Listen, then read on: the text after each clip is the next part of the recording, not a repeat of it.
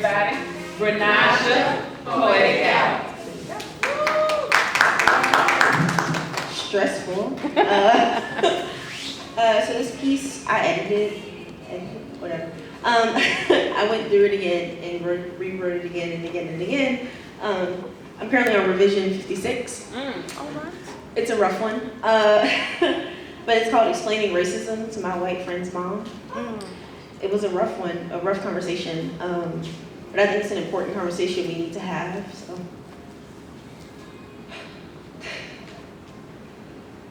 To be African American in America is to be in the horticultural industry. You are constantly giving someone else air so they can thrive. Yet Eric Gardner had his air cut off. It is to have a target on your hands, your feet, your face, your back. You are now walking gun range and they have already taken aim. It's to fall behind when Bush promised you wouldn't because you're stuck in D-level schools where no one really cares. It's to be lost in White Olympus, then kicked off. And it's a thought that counts when the white guy behind you in line coughs when your card gets declined because the cashier clicked EBT instead of debit.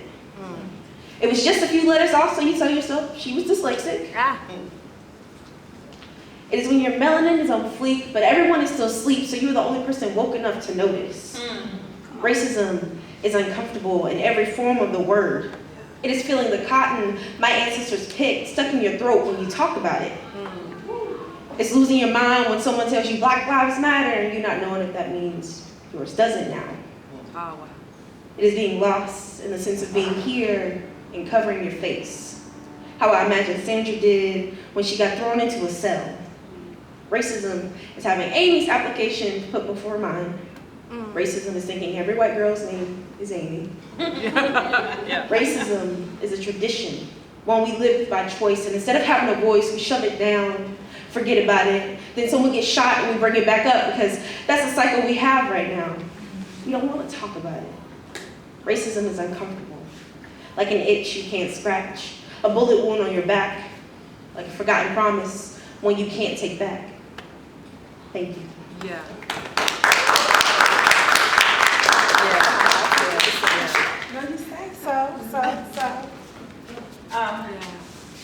We also have a unique opportunity to chat, and so if there's a question, comment, I know. So this is different. This is the chat part of Round the Chat because we just are honored that you're willing to share. So if there are any comments or questions for our poet.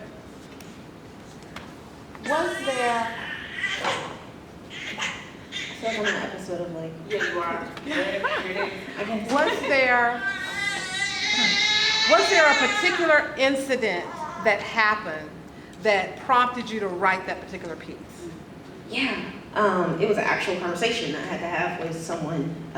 My friend Kevin, he invited me over his house for the first time, and my mom went through the whole question we do when we're in the car. Are they racist? Who are their people? Did you greet everybody?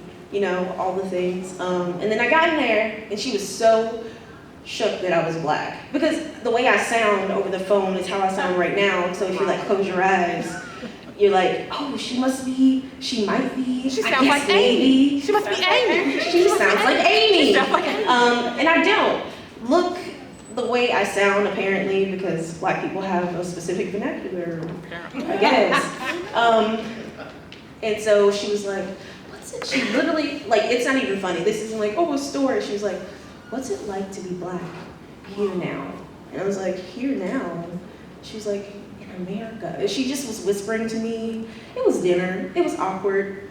And I was like, it's a lot. It's like you're constantly suffocating because you not only have your history on top of you, but you have the societal pressure that you can't escape in any way. It's not like how some people can go on Ancestry.com, figure out where they come from. We're stuck here because we were taken from somewhere and we can't trace ourselves back. So we are creating our own identity. And in that way we're doing that, it's creating a lot of, I don't know what to say, it's not even like bad air, it's just tension because no one knows what to do with us. So yeah, we were talking about that for like 2 hours. Her questions were not the best type of questions, but they happened and I answered them. Yeah. Because I like educating people, I guess. So yeah. I was long-winded, but Yeah. that's what happened. Yeah. Any more questions, comments, concerns, wonders of the world? Love you, Brynija. I love you too. Yes, that was awesome. Any other questions or comments? Yeah, that was amazing. Thank you. Oh, wait, check, I yes. remember when you first wrote that, you come so far. Thank you. She was there. Version one, she remembers. Version 1, yeah. Yes. We were in a thing with Christian Collier together. Yeah. Manifest Voices, and it was super cool. Yeah. I got to meet her, and I got to meet her mom, and later on I met Sway. That was fun. Yeah, it was awkward. This poem sucked at first. It was, I'm gonna be honest, it was bad, but I'm glad I got to do it here in a better way, in a better version. So, Our poetry evolves. It evolves. Yeah. As we evolve, it evolves. Yeah. So, yeah. True. anything else? Amazing. Amazing. Thank you so very Thank much. you. Awesome.